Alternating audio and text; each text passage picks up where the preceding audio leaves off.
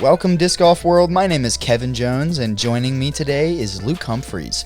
We are bringing you guys the 2021 Texas State Disc Golf Championships provided by Latitude 64. This is a national tour event. Luke, how are we doing today? Great, Kev. As always, we are in Tyler, Texas on the Lindsay Park complex. There are 3 courses here. This is the Dogwood one. We had some nice dogwood trees in the slow-mos of that shot right there. Yeah, this course is extremely difficult. As you saw the tombstone before you begin the course, it notifies you that this is a very difficult course. So lots of players thought that their game was good enough to hold, and their game died here. Starting on hole 1, we have a long, over-the-top kind of shot. This shot takes a bunch of power. It's marked at 474 feet, but I think it's more of a 550-foot power hyzer. Yeah. If you want to get the birdie on the hole. Yeah, exactly. It might play 474, but the direct line isn't available. You really have to take it wide. Your disc probably carrying over 530, 540 if you're going to get to the basket. Right. This is one of the only holes that wind will be in play on this hole, or on this course. Yeah, it's really just hole 1 and hole 18. Yeah. You kind of head down into a low, got tons of trees, lots of huge trees. This is a portion of Texas that doesn't get as much wind as like the DFW area per se, so you get some larger growth here, and it's nice switch up. Yeah, it is. Mateo, his shot right there was with a D1, and it was just a little too far inside, so he caught that tree, and then depending on where your disc lands, it could be an easier upshot, or it could be a more touchy upshot onto the sloped green. Sometimes it doesn't even give you an upshot, though, as you can be placed right behind a group of trees. Yeah, totally. It's kind of a crapshoot. You just walk up there not knowing what you have, just knowing that you've got to get it up and down.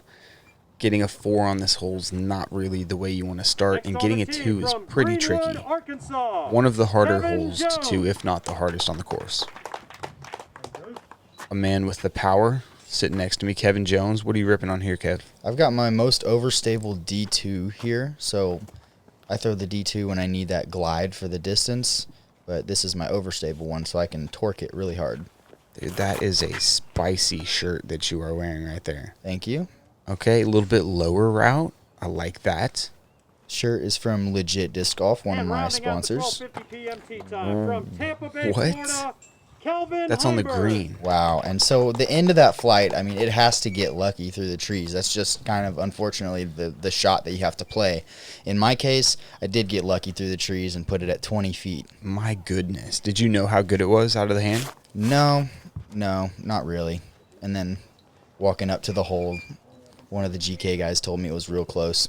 Calvin's here is high and too far left, but it's a good play because now he doesn't have any trees in the way. Yeah, wide open up and down for him. Maybe even a little bid. The sand around the green allows the discs to sit pretty close after they land. This hole's kind of hard to describe really quickly because there's so many different possibilities of how you could achieve your 3 on the hole. Matt stuck behind too many trees right there and had to go way around with a really difficult shot, but that's not going to work. There we go. Nice touchy little PA4 bid from him. Just a layup. Something around the side from Miles. Miles, DFW native, living in Louisiana now, but as I was coming up in the DFW area, he was one of the best players around, somebody I looked up to, so it's fun to see him playing well at these national tour events. Wow, really good run from Calvin Heimburg there. This was from about 50 feet up the hill. Calvin's liable to drop those things. Yeah. It's a good confident putt from Miles to start off with. Yeah. A lot of pace on that thing. Confident bid. Here you go. Wow, Kev. All right, that was one of 2 birdies on the day. Amazing. The 2 players, absolute bombers. The other one, Ricky Wysocki. Pretty good company you're keeping on that one. Yeah, you can't ask for a better start. Birdieing this hole is extra special because it is the most difficult hole on the course. So you're definitely getting a stroke on the field with a birdie here. Yeah, playing over a half stroke over par. and straight into a highly technical second shot with creeks, OB, you see the flags there, playing throughout the entirety of the hole. And then this little squiggly tree right in the middle, stopping anything that's dead center. So you want to almost like shave it inside or like push it outside. Like the pure line hits that tree. Yeah, kind of. As of the theme out here at Dogwood. Yeah. Yeah, this is a really important shot. There's a OB creek that runs through the whole fairway. That is inside from me, kicking right into the OB. I actually hit the right side of the OB and then filtered right back into the OB. So, really, pretty unideal spot. Okay, went across the creek, hit inbounds over there, and went back in. Miles probably pretty scared after seeing what mine does. Yeah, envisioning himself in your position, yanking it a bit left, understandable. It's a Firebird from Calvin.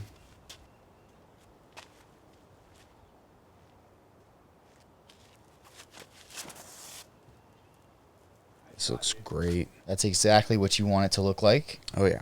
Little long. I kind of like that play, too. It's not the parked play, but it's the give yourself 20 foot and don't worry about trees play. It's kind of what I'm aiming for there. Matt, looking like the same. He's throwing a D1 here. Probably pushing it straight, fading it out, hoping for some skip. This inside, though. And that did kick out of bounds as well. Sure did. You never know. If you miss your line, you're at the jeopardy of the trees. And my only option, in my opinion, was a re-tee on this hole. Because I went OB on the right side of the creek the first time, so there was 0% chance of me getting up and down and saving a 4. As opposed to when I re-tee, I have the chance of throwing the somewhat simple shot to get my 4. Yeah. Yeah, you can execute that A3 shot a high percentage of the time. Yeah, but instead it bites me in the butt pretty hard, and I'm now going to be looking at a 6. Yeah, that was a nasty second kick to kick you back into the OB over there. Matt, from his out-of-bounds position, able to pitch that A2 up under the basket. He'll take his 4, and not the best start for Matty O either. Bogey start looking like for him. And indeed, it'll be a 6.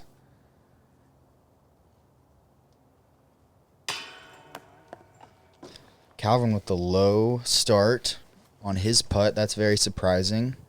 We'll see how he adjusts throughout the round to that. The real time between when Calvin threw that shot and when he threw that putt was probably like 10 minutes or something like that with all the other play going on the card. True. I mean, with my shot, everybody walked up to where my first shot landed, and then I told everybody that I'm going to have to re-tee. So, yeah, took a long time to get back to the tee box, get the fairway cleared, and then attempt a second shot. Yeah. It does take a little longer sometimes to get into the groove in these wooded course situations. You're just getting weird kicks, odd things happening that are throwing you off of your normal game plan or whatever that might be. And just getting into the groove is so important to get yourself rolling, get those birdies. Hole 3 is an extremely difficult hole, a par 4 at 564 feet. We are trying to throw a very far, slightly right to left moving shot. A lot of people have to throw a fairway driver to get the correct distance necessary in order to achieve a birdie, but some people sacrifice distance in order to just hit the gap and throw mid-range. You can still birdie with that play, but it's way less likely. Miles, this is a good-looking shot. He hits the initial gap. It's still coming a little early left, so he hit trees there, but advances up the fairway. This hole can become really long, really fast. Yeah, the minute you hit any trees early, saving the pars in jeopardy right off the bat. Calvin going eagle. Nice shot, dude. And it's a great shot right down the middle of the fairway with his eagle. Such a high-level fairway driver shot. Yeah, pushed it straight, got a little skinny through those last ones, but he'll be rewarded with a pretty straight shot. The shorter you are, the more you have to hyzer that second shot if you're a righty backhand. Did Matty O just get through that? He got a little greasy on the inside of the gap, but Didn't go all the way. It didn't make it all the way through, no. And you're going F5 forehand here. Yeah. Mixing it up a little bit. Yeah, I love this play to hit the gap. I have to hang it along the right side just as I did there, and ideally a little bit more flip. I now see that I have a little bit more room to work with, so yeah, that's something I'll adjust on in my next round. Make sure that I pop it a little bit harder so that I get some turn out of it. But still, that's a great shot. Dude, super high-level technical shot, regardless of where you ended up, to be able to get a fairway driver to flip up and turn over like that. Just insane touch. Matt's shot there was really good. He traveled a long way up the really wooded fairway, so he had to miss a bunch of trees for that. This is a very aggressive shot, trying to cut off the angle. Super aggressive, and it pays off inside circle 2. Yeah, I believe so. That's fantastic. I don't really see a line up there.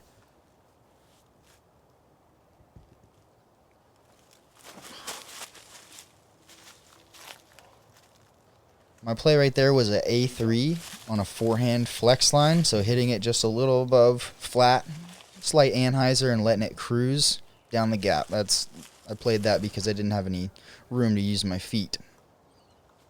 And just oh my goodness, straight shot for Calvin, looking at absolutely the best gap that you can see on this hole. Yeah, Calvin played that hole so good right there, especially on that upshot. Right to the pin. And Matteo trying to run it there, but coming up just a bit short. That's okay, though. He'll take a par.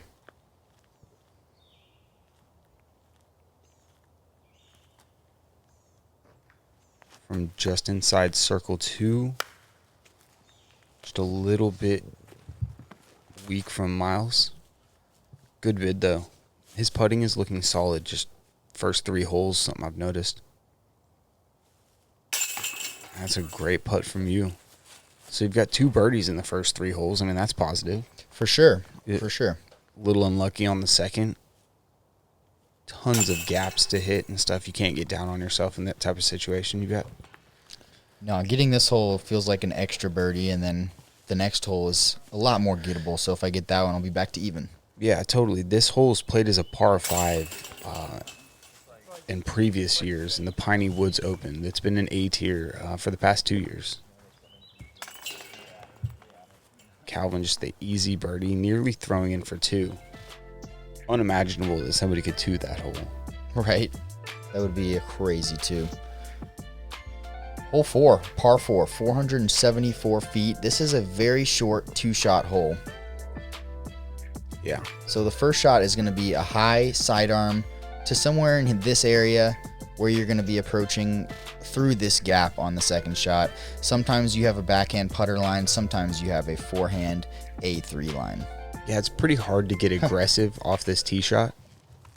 I said A3 line because that's just what I throw, but maybe a forehand pig line or a forehand zone, yeah. Whatever.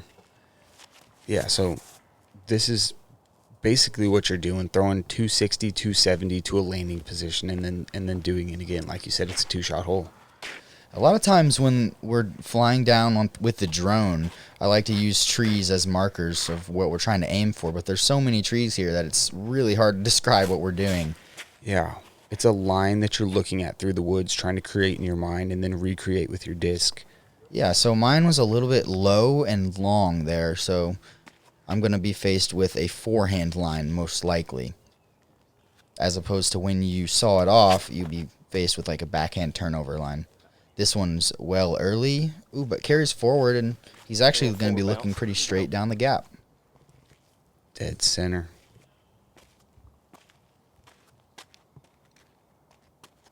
Matt seeming to go to high speed even when it's a shorter shot. He's just more familiar with that disc. He enjoys that flight, possibly looking for that skip, but you don't see him throw A3s or A2s for shots like that very often. Right, and I can appreciate that as well. I used to do the same thing. I guess Macbeth did the same thing for a long time at Innova, throwing destroyers, upshots. And he sure did, and let's not glaze over this amazing upshot from Matt. He was short of the gap there and had to cut the gap early, so making a really difficult shot there. Now he has a short birdie putt. Yeah, the Alabama native. Go in. Oh, my gosh. Miles Seaborn nearly ringing that up. Yeah, I was going to say the Alabama native Matt Orum. Like, he's no stranger to hitting gaps. That's what they do down there. That was a sweet shot from Miles there. He threw a mid-range. Most people would opt for a putter, but he likes throwing mid-ranges through gaps like that. Yeah, it's whatever you feel best at hitting the gap at the end of the day. Calvin, that looked like a nice redirect. It did, and then it caught another tree and actually kicked to about 40 feet, I'd say. All right, so well inside his range, but a little bit off from him. This is a highly technical shot from you, displaying perfect touch on that thing. You've got the A3 dialed this year, Kev. That's your signature disc too, right? It is, yeah. That's awesome. It's a really useful disc for me. Yeah, huge shot from you there. It can get a little tricky on the left side of the green with like the 5 small trees just lined up perfectly. So Calvin off on that one. Matt just inside circle 1.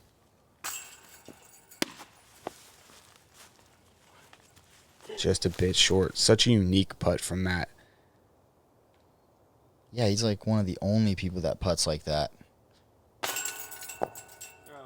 That was the exact same putt from the other side.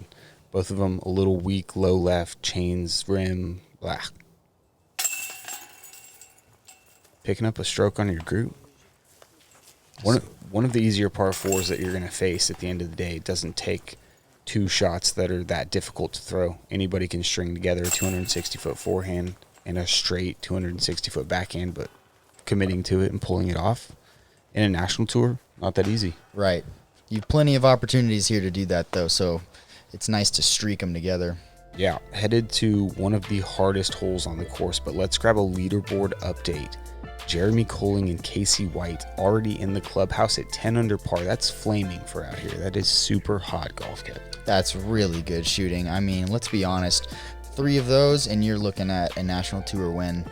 Yeah, indeed. If they could back that up again, 30 under, I doubt the winner's at 30 under. What do you think? You think less? Yeah, I'd go with, I'm thinking like possible. 26. It's very possible. Tough to say. The disc golf nowadays always surprises me. Hole 5, though, really difficult par 3. I mean, there's one main gap, and it's a mid-range turnover, maybe putter turnover down the really tight hallway, but it doesn't shape up exactly perfectly for it. I'm going to use an alternate gap, the only other gap on this hole. I love it. And it's just high to the left, and I'm just flicking something overstable up through that. And right when it beats those trees behind there, it catches some air. There's some air to work with up there. So it's a small gap, but the beautiful thing about it is I feel like my error is pretty friendly, as opposed to the inside gap can be dangerous because the last place that you want to go on this hole is right. That's correct. Yeah, short right is... Let's go. Calvin. We played this hole with him yesterday and converted him into a high left guy. I know, so I kind of feel bad because we totally changed his game plan, and especially after he watched me throw a really successful shot right there. Yeah. He wanted to do it himself. It did not work out. He's going to be right side. I mean, if he obtains a par from there, that's crazy. Oh, wow.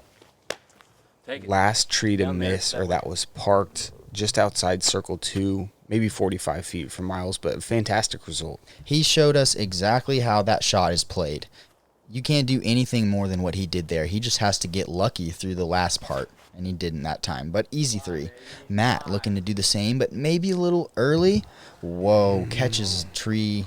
I mean, yeah, another thing. Matt can't do much more than what he tried to do there. Yeah, it looked like a great shot out of the hand, but needed a bit more turn to miss that last one. This is that short right spot that is awful.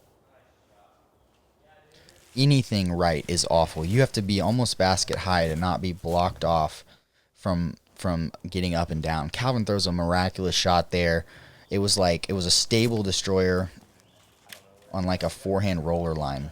Yeah, your access to the fairway is completely cut off, and you're absolutely jailed.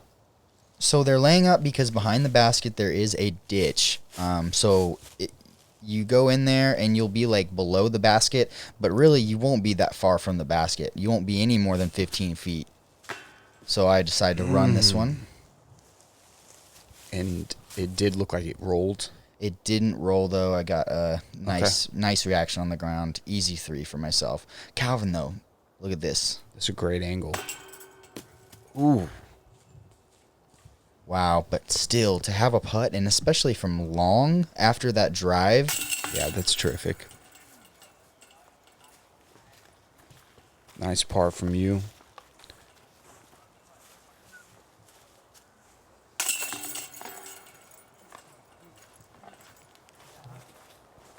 This guy's just tapping out.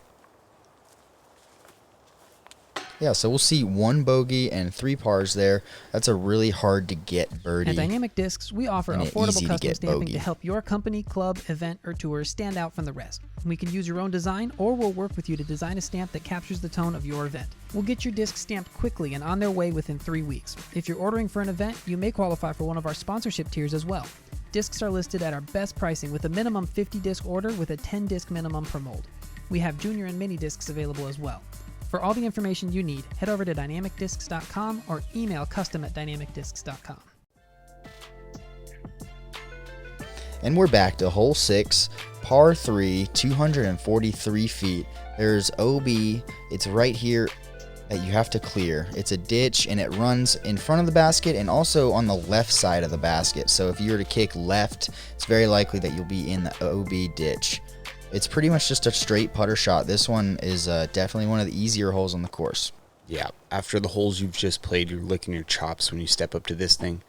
You're going stable putter, a little bit of Anheuser. Yeah, slight Anheuser. And total misrelease. That's a horrendous shot. Much work to do from there.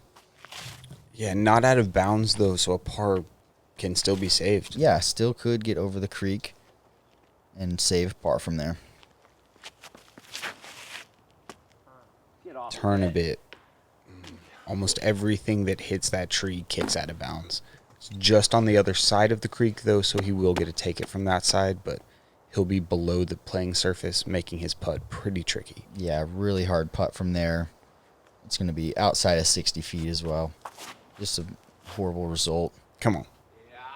And Matt missing that tree, that same exact tree by about, inches. Let's see how close this was. And that's the perfect shot.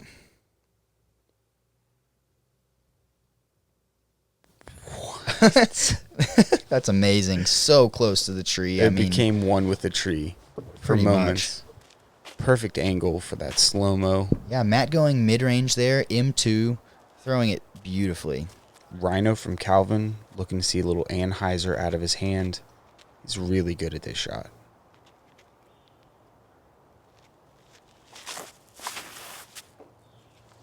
And that's picture perfect. Nowhere else is that going other than the basket. Yeah, he loves those Rhinos. He can really tug on them. Make sure that they're stable, always coming back, so predictable. Another beautiful slow-mo. That wasn't ever going anywhere but right beside the bucket. Look at the disc slide on the ground. Sick slow-mo. The stuff that GK's been bringing, we've seen the comments. You guys are loving it, and we appreciate all that stuff. Keep dropping them below. We do read them, and we love the love. Kev. Too much turn there, and that's going to cost me big time. That's a big error right there. Got to get it high enough to get over the creek. I'm looking at a double bogey. It happens quick. It's a short hole, but that creek play is penalizing. Kind of try and finagle something to make that gap work, and you end up getting bit. Wow, great run trying to save par for Miles there. Unsuccessful, though. Me tapping in my 5. Calvin tapping in his easy 2. As well as Matty O. Yeah. Playing it to perfection. Great woods players, both of them. I mean, Matty O especially. This dude loves some woods golf. Always the character. He's rocking the bleached hair now. We've seen him rock the houndstooth hat before. Constantly got sunglasses on. He's just a great character. I miss having him around, honestly. Yeah, it's great to have Matty O back on tour. One of my best friends out there for sure. Hole 7, par 4, only at 420 feet. This one's technically reachable. The idea is to throw a hyzer that lands right in here. Obviously, you have all these sprinkled trees to miss throughout the fairway. And then on your second shot, it is to beat these trees right here that are in this ditch. This ditch is not out of bounds, but will make your putt a little bit more difficult.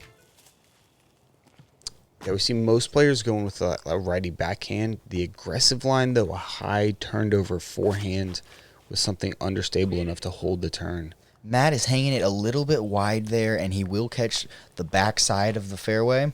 The good thing is, though, he traveled far enough forward to where it is very possible for him to find a birdie from there.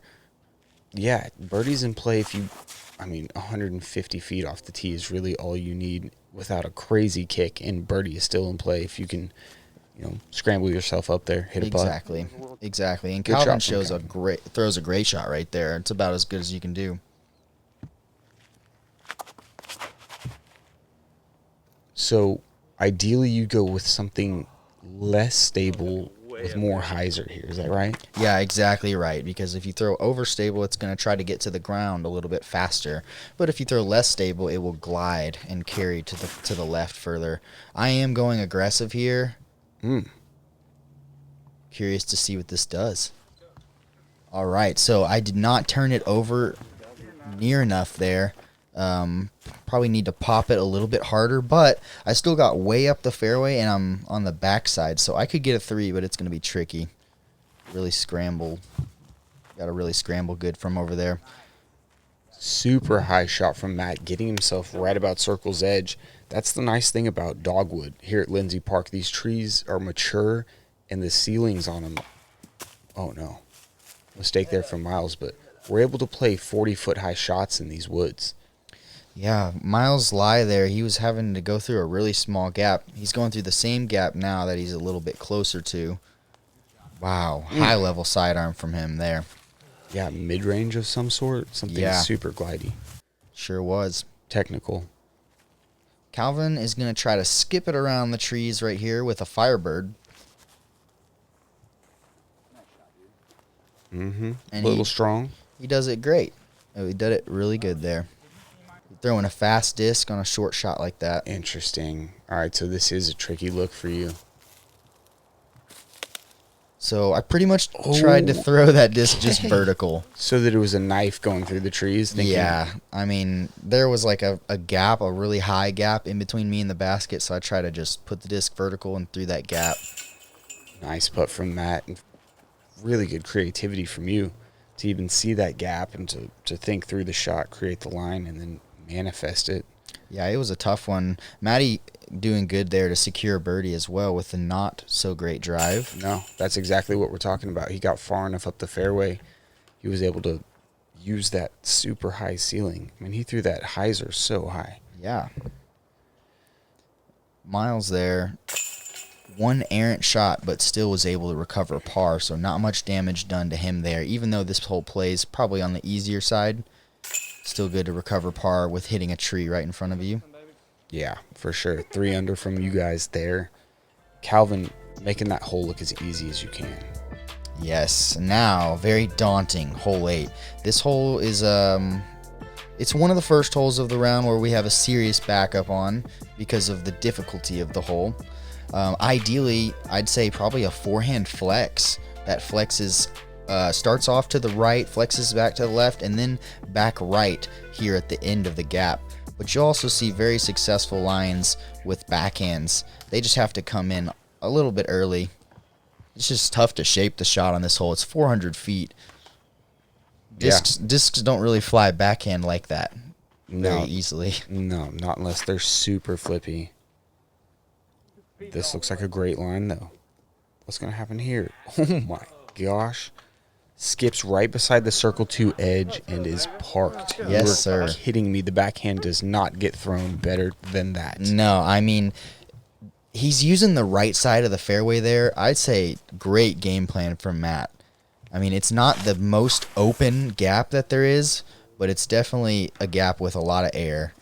Calvin coming in a little early there, catches the last tree. Not really penalized for being as early as he was. If he makes it past that one more tree, he's going to travel way up the fairway to almost a guaranteed par. just a little low out of your hand. Low, a little turned over as well. I am going to have a well-guarded shot for my par. It's time to scramble.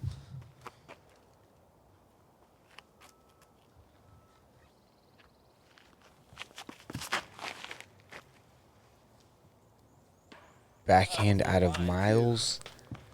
Was that a little early? Kicked right.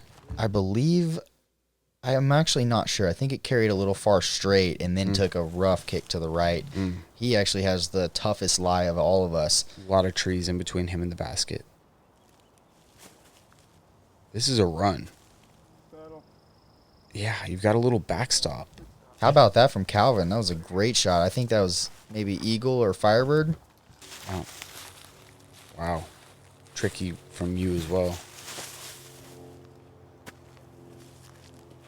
I feel like that gap looks a little bit bigger on TV than I felt like it was, but it looked super small. It looked tiny. It felt really small in person, but I put it a little low and scooted it right into the circle, so I'm happy about it. Wow, obstructed look from Miles. He had trees in his backswing.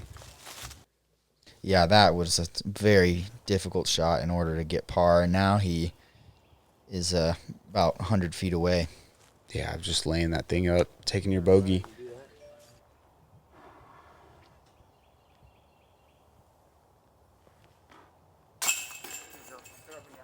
Good to cash that putt. That's my first pretty much tester putt of the round, I'd say. Yeah, this hole coming in is the second hardest hole on the course. Only 5 guys able to take the birdie on it. Garrett Gurthey, Chris Dickerson, Paul Uleberry, Matty O, and Eric Oakley. Wow, that just requires such a great shot to get a birdie on this hole. And we saw one of them right here. We were lucky to see that. Insane shot. Yeah, I was playing on the card with Paul Uleberry. Quick shout out. I thought he nearly aced it. He was about 15 long. He threw the hyzer flip forehand. It does fit better for like a late flipping forehand. He demonstrated it perfectly. Wow, that must have been wild. Tapped in for his too. Heading into the last hole on the front 9, I just want to take a quick second to shout out the Disc Barn, guys. They've been supporting our drone coverage throughout the entire Texas swing, and they're going to continue doing so next weekend at the Lone Star. Go to thediscbarn.com. They're taking pictures of all the discs, doing it right for the online sales. They're supporting us. Go support them. Hole 9, Kev, 350 feet. Pretty straightforward. Yeah, most people are going to opt for a straight mid. You hit it flat, and you need it to travel flat for the whole flight. It's slightly uphill, and it has some slant to the fairway, so adds a little bit of dynamics to the hole. Oh, and that's parked. Great looking shot for Matty O. Sneaking inside that last tree, but that's a very common result. That tree comes into play a lot because by that time in the flight, the disc is turning over sometimes and drags all the way to that tree. And if you hit that tree, you'll be outside of the circle most likely. Yeah, exactly right. That was an M2 out of him. Calvin going Big Bird Rock 3. All day. And that gets that side hill slide on the pine straw. He'll be well inside circle 1. That's a birdie for him as well. Great looking shot. This is an M4 that matches your shirt. That is pretty stoked, man. Oh, and look at this late drift. Let's go. Sliding in the circle. That's a great shot from you, too.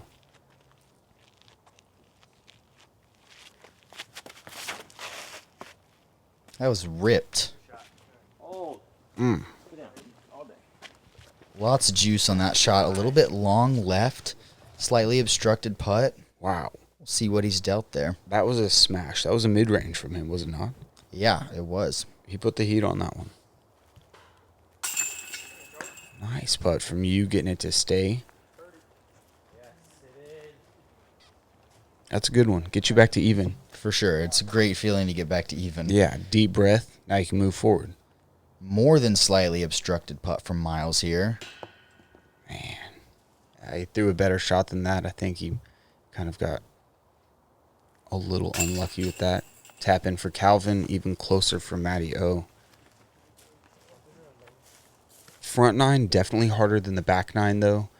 I think you guys know that you've played a handful of the hardest holes on the course. Definitely the first and second hardest hole. So birdies to come for you guys as long as you keep your heads on straight. Don't get upset about the bad kicks and the rough breaks that you've been getting.